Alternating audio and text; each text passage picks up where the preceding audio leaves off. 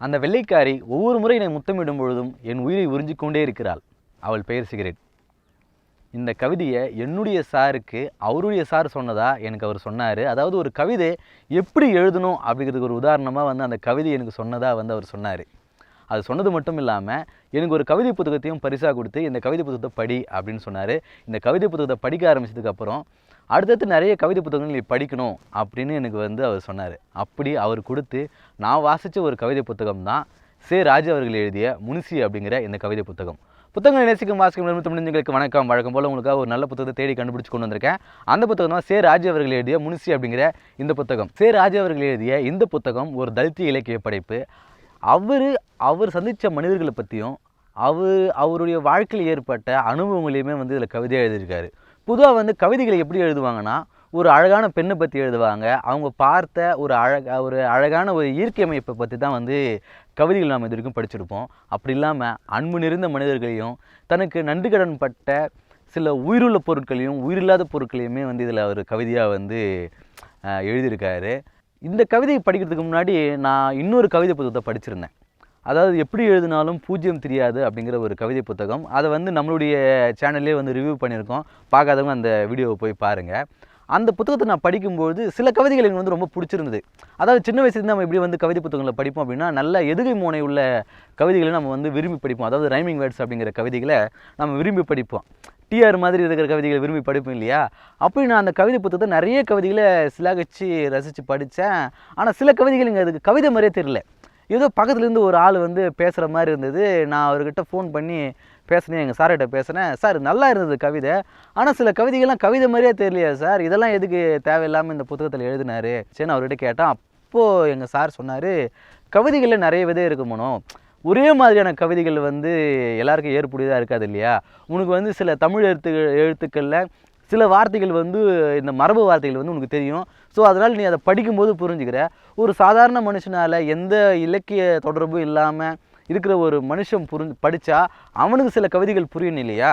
அப்படி அவனுக்கான ஒரு கவிதையாக தான் அதை அவர் படைச்சிருக்காரு அப்படின்னு சொல்லும்போது தான் எனக்கு தோணுச்சு, ஆமாம்ல அப்படின்னு தோணுச்சு. இப்போ பாரதியார் கவிதைகள் நீங்கள் பார்க்கும்போது மரபு கவிதைகளிலிருந்து டோட்டலாக டிஃப்ரெண்ட்டாக இவருடைய வேறு விதமான ஒரு பரிணாமத்தில் எழுதியிருப்பார். அதுக்கு காரணம், உணர்ச்சி பொங்க பாடும்பொழுது இந்த யாப்பு தடையாக இருக்கிறதுனால அப்படிப்பட்ட கவிதைகள் என்னால் பாட முடியல.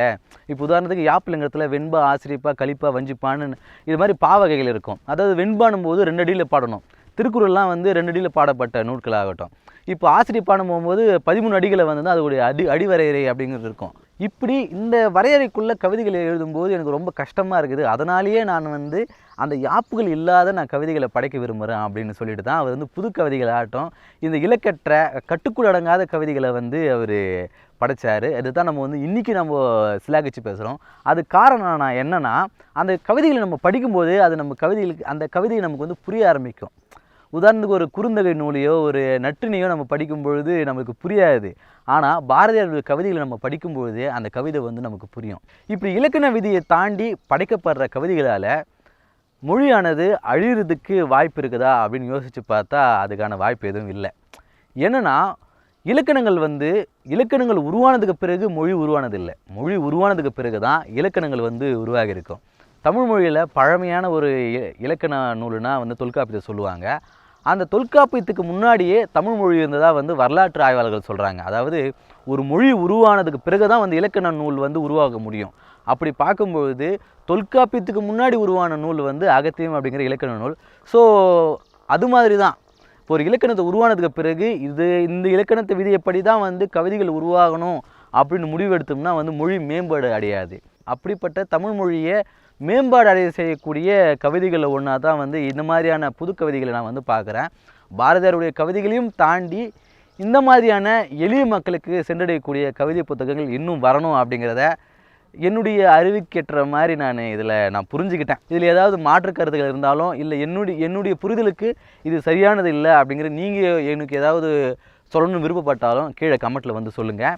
So say. ராஜு அவர்கள் எழுதிய முனிசி அப்படிங்கிற இந்த புத்தகத்தை நீர்க்கண்ணாடி அப்படிங்கிற பதிப்புக்கு வெளியிட்டிருக்காங்க. 90 ரூபாய் விலை கொண்ட இந்த புத்தகம் உங்களுக்கு பிடிச்சிருந்தா கட்டாயம் வாங்கி இந்த புத்தகத்தை படித்து பாருங்கள். இந்த புத்தகத்தை படிக்கும்பொழுது சில கவிதைகள் புரியல, இது என்னால் சரியாக அண்டர்ஸ்டாண்ட் பண்ணிக்க முடியல அப்படின்னா இதுக்கு அணுந்துரையாக அழகிய பெரியவன் அப்படிங்கிற எழுத்தாளர் வந்து இதுக்கு முன்னுரை வந்து கொடுத்துருக்காரு. இவர் இந்த புத்தகத்தை படிக்கும்பொழுது என்ன மாதிரிலாம் வந்து இவர் இந்த புத்தகத்தை வாசித்தார் அப்படிங்கிறத ஒரு முன்னுரையாக கொடுத்துருக்காரு. இந்த புத்தகத்தை வாங்கி இந்த முன்னுரையை படிச்சிங்கனாலே இந்த புத்தகத்தை வாசிக்கணும் அப்படிங்கிற ஒரு எண்ணம் வந்து உங்களுக்கு ஏற்படும். ஸோ இந்த புத்தகத்தை வாங்கி கட்டாயம் படித்து பாருங்கள், உங்களுக்கு பிடிக்கும். நன்றி.